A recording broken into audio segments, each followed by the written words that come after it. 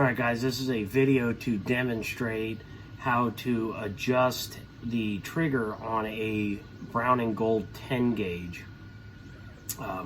There's only one adjustment that I'm aware of without changing, say, springs or something like that. And that adjustment is right at the top of the trigger shoe itself, and that will adjust some of the pre-travel out. I think you guys can see that it's a lot. And that's about what they come with factory. It's about 2 turns off of bottoming out. There was no major requirement or anything like scraping glue off like some, or epoxy, or chiseling, a little bit of Loctite off. Sometimes they try to make these adjustments hard to make. This one wasn't a real big deal. This screw is kind of stiff. I believe there may be a piece of nylon or something in there to stop it from backing out or adjusting itself over recoil. But anyways, it's pretty easy to work on. Trigger pack, I've had to disassemble this thing a couple times because I used to have that issue that they're known for when the trigger would actually over travel and bottom out off the back of the trigger housing. These are all metal trigger packs versus like some of the more expensive modern stuff that is like a plastic housing. So these are pretty damn well made guns. All you need is a tiny little Allen key. Guys, I don't know what size this is. I get little Allen wrenches and Torx heads all the time. I put them in a bag every time I buy like an accessory for an AR or something like that. You just end up getting a whole bag of these types of small Allen wrenches and Torx heads and things like that. So anyways, so you guys can see, look how much, that's about what they come with pre-travel wise, okay? And then that screw that I'm pointing at is right in the top of the trigger shoe, okay? So what we'll do is we will put it in, and you're going to just put it inside the Allen. All right, we're gonna put it on safe, because if you go too far, you can make the hammer go off. So anyways,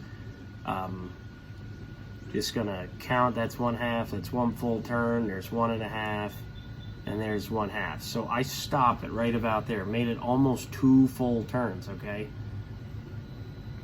Now I'm gonna take it off safe. Leave that Allen in, and I'm going to show you. It basically goes right off because there is 0 pre-travel now.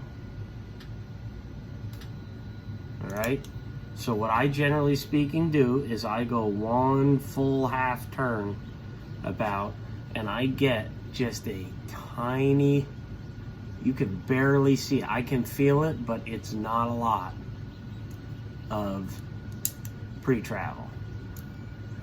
All right, now you could go back down to 1/4 or something if you really wanted, but we're not aiming a deer rifle here. That's almost nothing, and I wouldn't suggest it. I would suggest 1/2 out from bottom.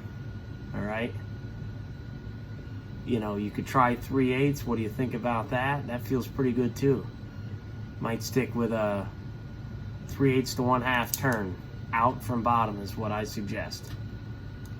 So that's all it takes to adjust your factory Brown & Gold trigger to get out some of that dreaded pre-travel. Drives me crazy. I think sometimes it messes you up a little bit taking shots, because you yank a shotgun trigger, so to speak, versus you're not aiming a deer rifle here where you're squeezing it off real slow until it goes off and trying to hit a stationary object. So I think this will help a little bit. It certainly feels a whole lot better, I can tell you that. But that's it. It's that simple. Next time you have your gun apart for cleaning, or you're getting ready for the upcoming waterfowl season this year for 21-22, I think this is definitely an adjustment worth making. Some guys will recommend maybe putting a little dab of Loctite in there, like around the threads or something like that, to get it to not back out. But I can tell you, I think there's a piece of nylon or something in there that's a nylock type fastener, because it has tension on it no matter what way you turn it out or in. There's tension on it, and I have yet to have it back out after hundreds of rounds. So that's all there is to it. If you guys have any questions, just comment below.